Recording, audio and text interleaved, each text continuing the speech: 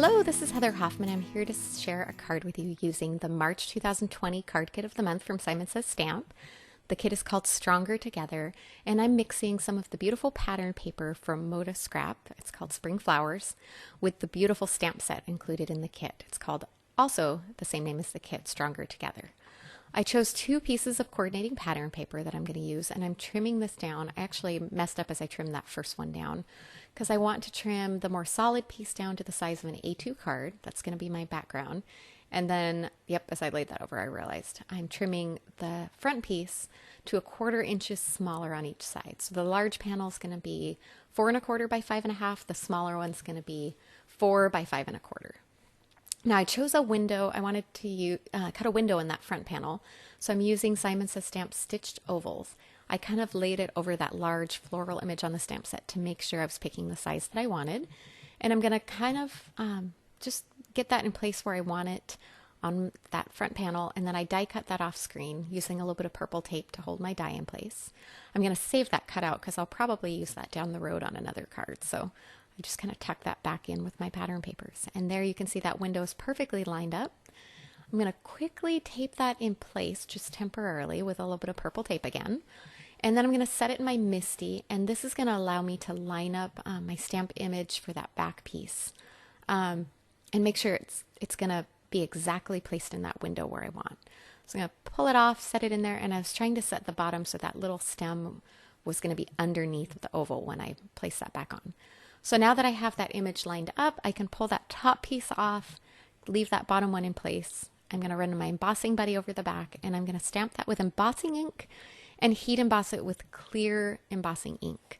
I've been doing that a lot lately on cards, and I love how just that soft tone-on-tone effect, how it works, and just leaves a subtle, pretty effect that I really love.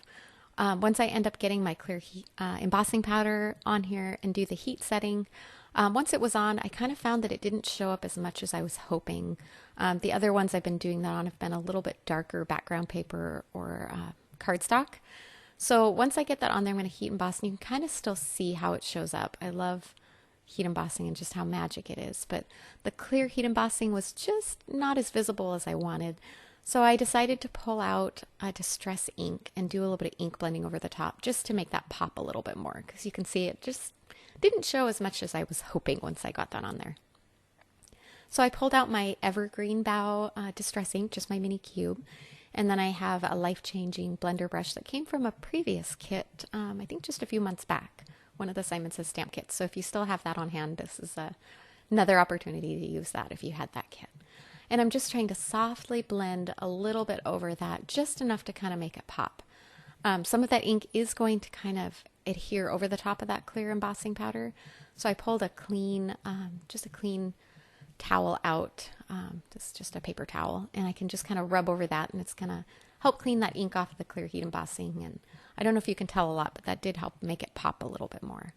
And then I have a mini mister bottle that I keep a little bit of Perfect Pearls mixed with water in. I like to use it to add splatters to cards quite a bit. So I keep it stored on its side because the pearls tend to kind of settle a little bit, and it's easier to mix it together if it's spread out along the side of that mini mister bottle.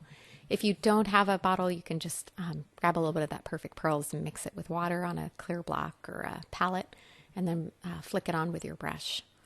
But it adds some great shine and sparkle on there, and I'll give you a closer look in a little bit, and you'll be able to see the effect that has on it. It's just super fun on the background. All right, I went ahead and selected a sentiment, and I'm going to heat emboss that on a little bit of vellum. I have just a scrap strip that I had in my stash there that I pulled out. I'm going to use my embossing buddy. Same thing, I'm going to stamp it with my clear embossing ink, only this time I'm going to heat emboss it with white ink. Embossing sentiments on vellum is one of my favorite things in the world to do. There's just something so fun about how easily embosses, and the transparency of the vellum with the sentiment on there is super fun to put over something and kind of make a sentiment pop, but still allow you to see what's underneath. So I find myself doing that quite a bit, actually.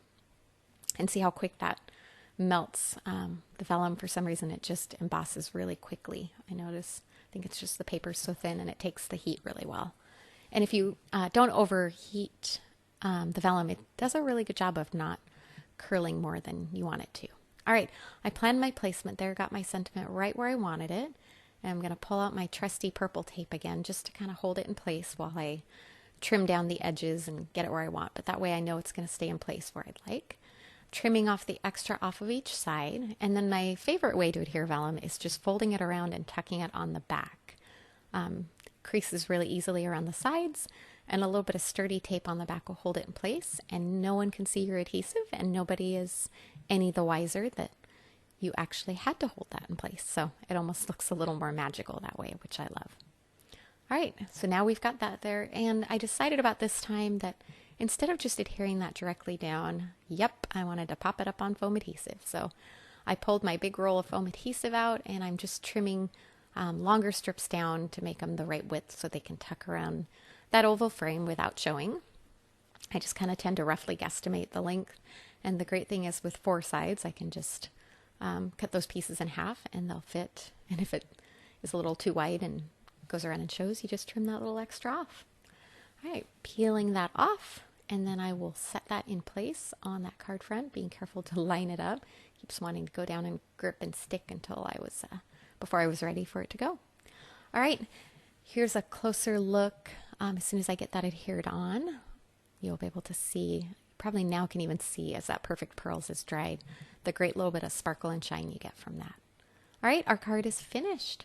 Thanks so much for coming by today. I hope you enjoyed, and I hope you love this kit as much as me. Have a wonderful day. Bye-bye.